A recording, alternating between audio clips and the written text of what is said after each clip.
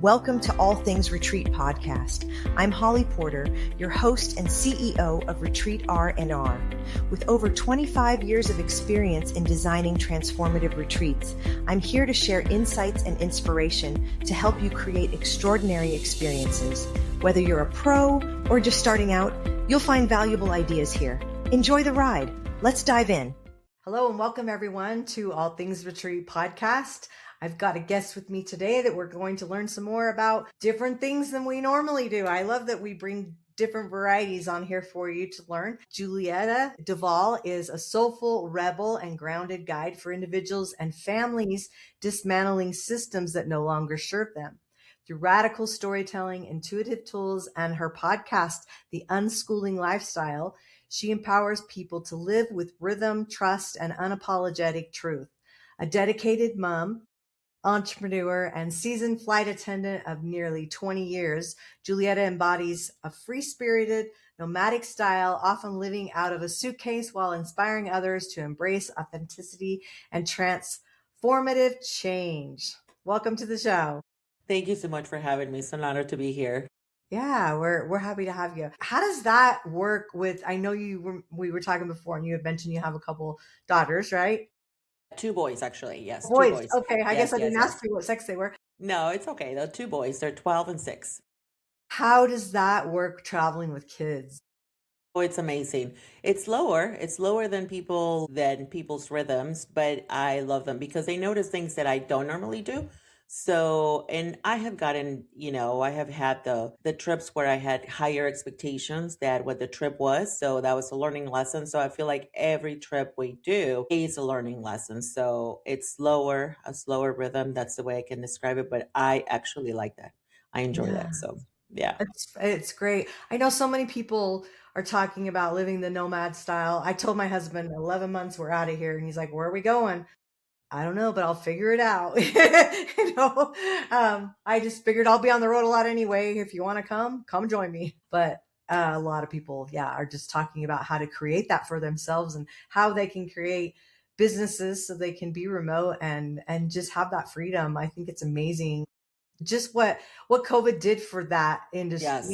It just let people know you can do things without being in an office all day. And anyway, I love that. Yeah. You describe yourself as a soulful rebel. How did that identity emerge in your personal and professional life? I think it was always there. But I think definitely, like you said, COVID definitely invited people and invited myself to do things differently. Because even though I had a lot of flexibility prior to COVID, I have a job that travels, that allow me to get to know places and people in a very different way. I have never had a 9 to 5 job, but I felt like I was somehow committed and restricted in a way. So COVID let me have some time off. I took almost 2 years, which was the first time I had ever been at home for longer than 4 or 5 days here and there. And it started showing up. I was just started thinking, I'm like, well, I don't have to run like crazy, do the pickup, the drop off and all of that. I'm like, I can do things differently. And that we did actually travel through COVID quite a bit, actually, within the restrictions that everyone had. Every country was different. So we did travel quite a bit. They weren't same experiences. Like we were in Mexico with my sister. You couldn't leave. Or no, you could leave. You could go to the store, but like children were not welcome in any of the stores. You had to stay. You could not go with a child to the supermarket. We just navigated life the way it was like thrown at us. But it really opened my mind to say, like, things can't look different. Like you don't have to stick to this, like 9 to 5, never doing anything or just doing a vacation or a retreat once a year, once you're at the point of burnout. And that was really I'm like, oh, I don't have to be in burnout mode in order to give myself this gift. So, Right. Yeah. yeah. That's a gift for sure. And a lot of people, we live in burnout mode, especially moms, busy Yeah. moms. It's challenging to juggle everything that we're juggling, especially with the job, right?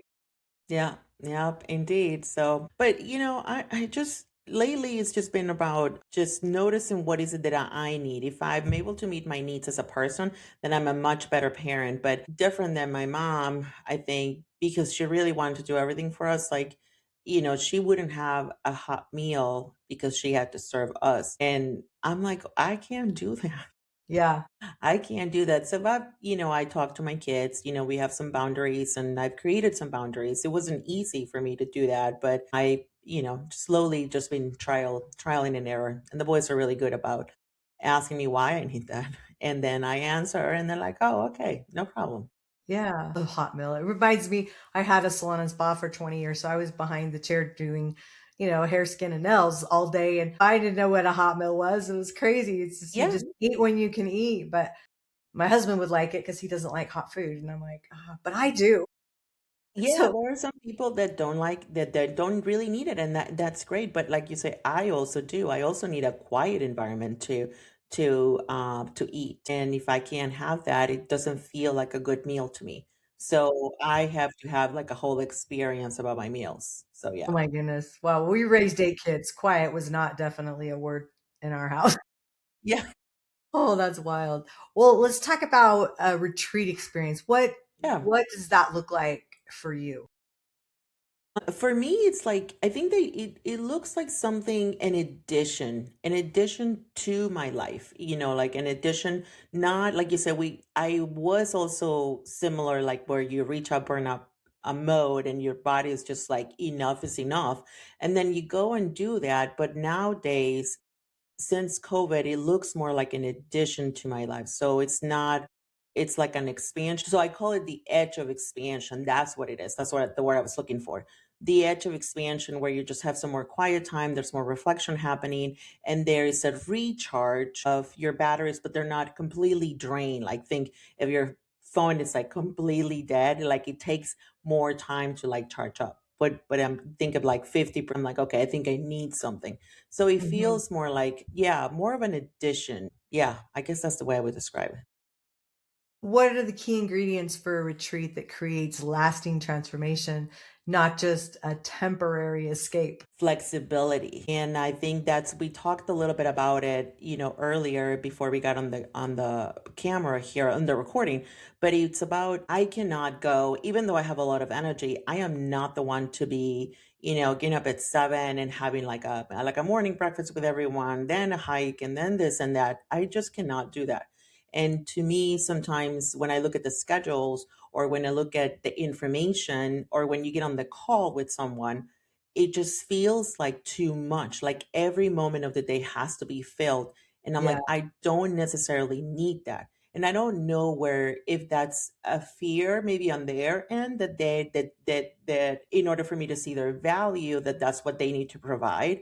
But for me, it's not in the flexibility because one of my better friendships right now, it's all about understanding and not taking it personal. So it's not that I don't want to participate. It's just literally my energetics are not to function like that. I'm a very independent person, from a human design perspective.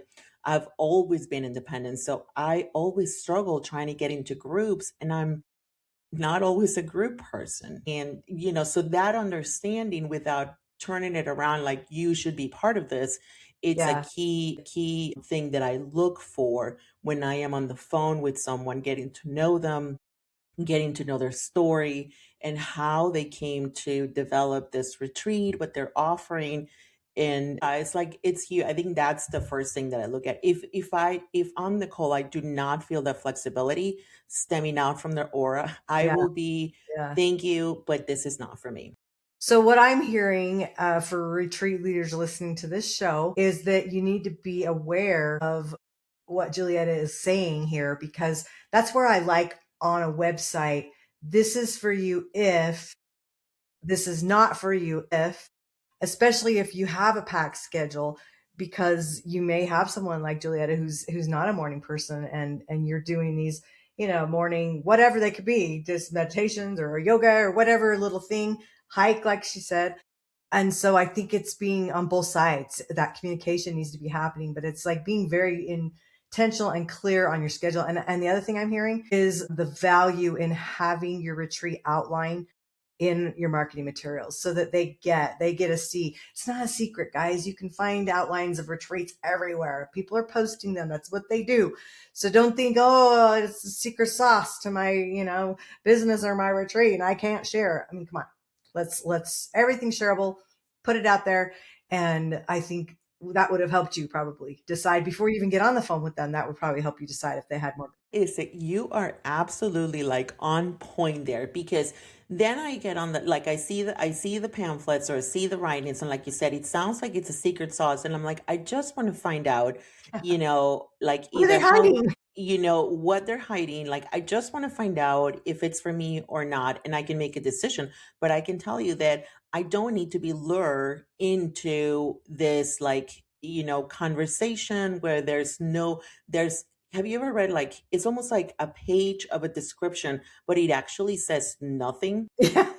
Like, yes, because in school when they make you regurgitate what it said, I'm like, the comprehension? No, Yeah, it's and like I it's had to get quick, just sound bites. Tell me, yes, tell me, tell exactly. me. Just tell me everything. I'm Yeah, like, I love that what you said about this retreat is for you if this retreat is not for you if this. That is powerful. It is powerful for you and for me as a person. I don't want you to waste your time because I want you to be talking to the people that truly that's for them. And then me, I'm just going to move away. There are 8 billion people in this world. It's okay if we're not the ones to connect, but you have the power to connect with other people. But it does help me a lot. I really value that because I really value structure and efficiency. yeah, Yeah. And yeah. yeah, And people value different things and you don't yes, have to, you do not have to do a retreat that's going to please everybody. That's exactly. okay. You Because you don't have to can't. do that.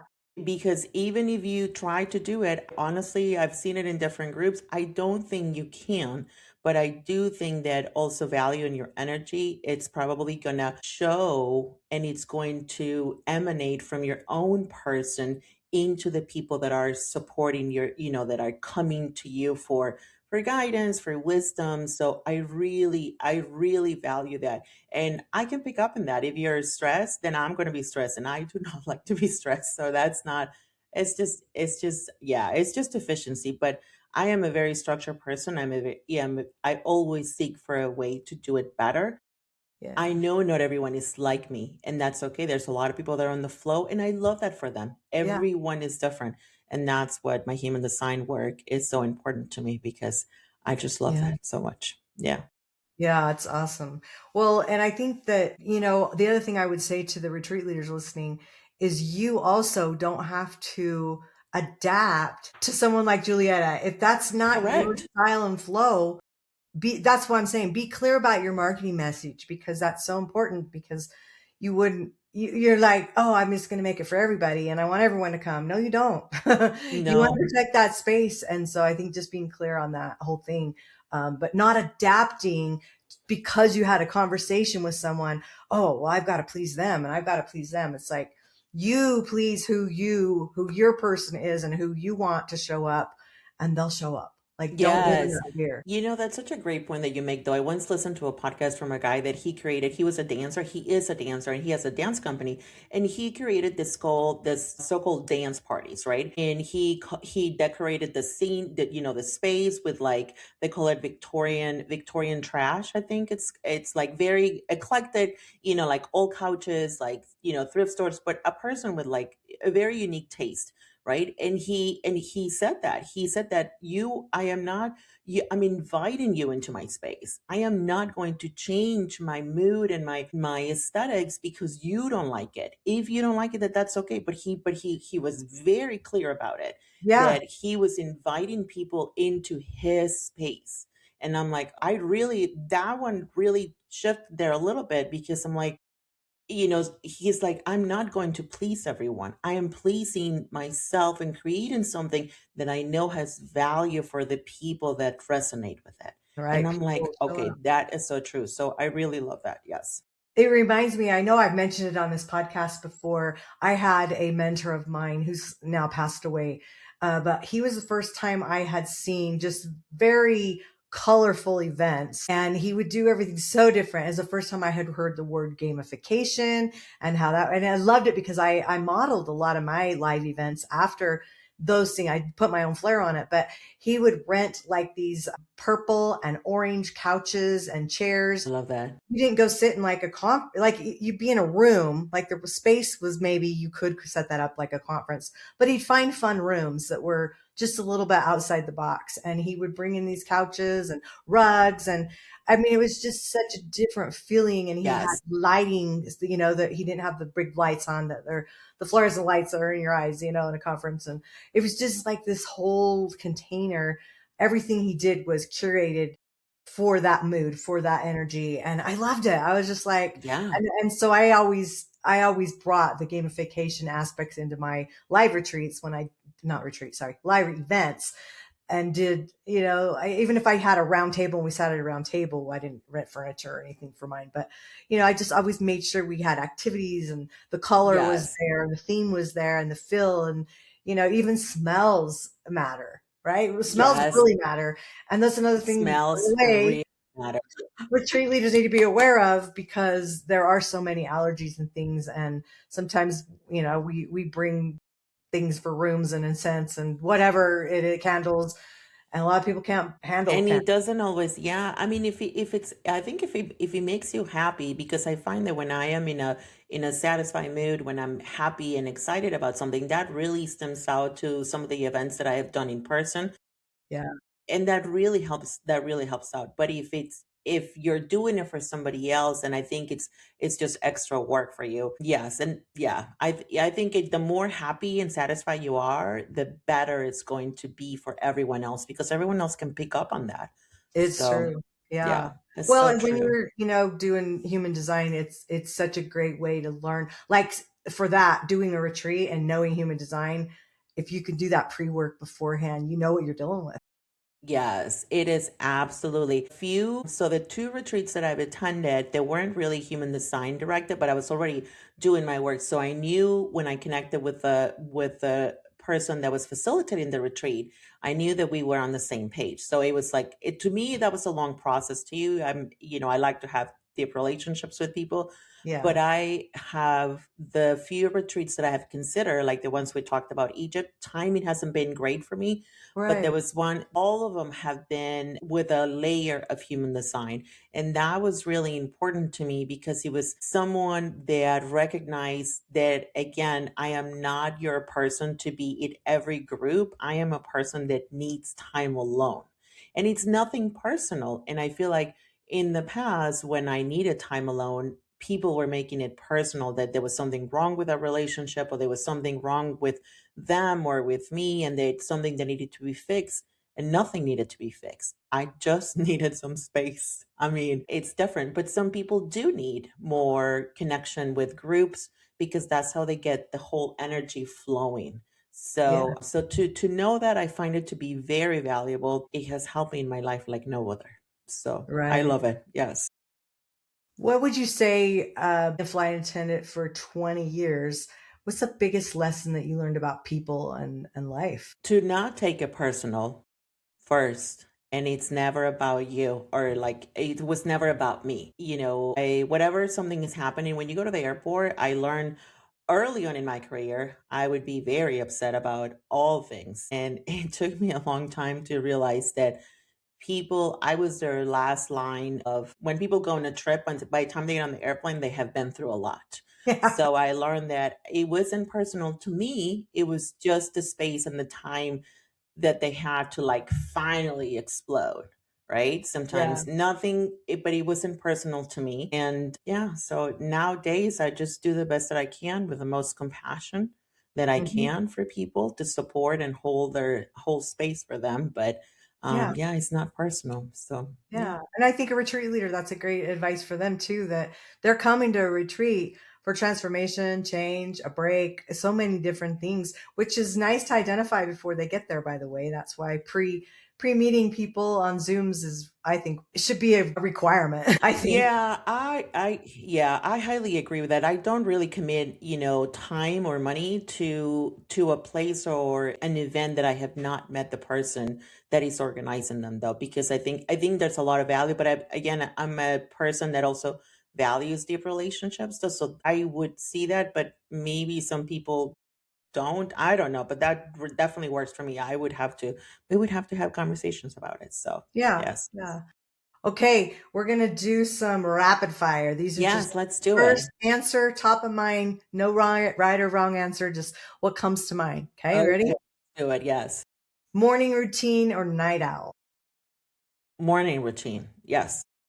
Biggest fear you've overcome? To not be loved. One word that describes your parenting style? Emotional. Favorite city you've flown to? Athens. Unschooling myth that you wish everyone would drop? It looks different for everyone. So it's not the same. Yes. One book that changed your life? The Midnight Library by Haig. I think that's how you say it. Okay, and a guilty pleasure? Coffee. That's awesome. Okay, Julietta, we are going to put your information in the show notes so that if somebody's interested in getting their own human design, I'm sure you'll be thrilled to chat with them about that. And so they'll be able to contact you there. Any last words for our listeners? You are perfect as you are. There is nothing wrong with you. Just go be your best self. Go live your best life. Thank you for having me. I appreciate you. Yeah, we're happy that you were here today. And hopefully our retreat leaders listening can grab a few tips that we put along there. And, everything we say on here is just our opinion, but it is. I think opinions matter. I think so too, but it is, yes, just do your best and enjoy your life, put in events for other people. People will notice that. And I've lived a lot of life. So, I do have a lot of opinion. I can tell you everything not to do. I love it so much. Right. Though. Thank you, everybody. We will see you next time on the show. Bye for now. Take care. Thanks for joining us on this episode of All Things Retreat. We hope you're leaving with new ideas, fresh inspiration, and the motivation to take your retreats to the next level. Don't forget to subscribe and leave us a review. It helps us grow and reach more retreat leaders like you. And if you have any questions, topics you'd like us to cover, or just want to say hello, send us an email at info@weretreatrnr.com. Follow us on social media to stay connected and catch all the latest updates. Until next time, remember, great retreats start with great intentions. Let's make them extraordinary, one step at a time.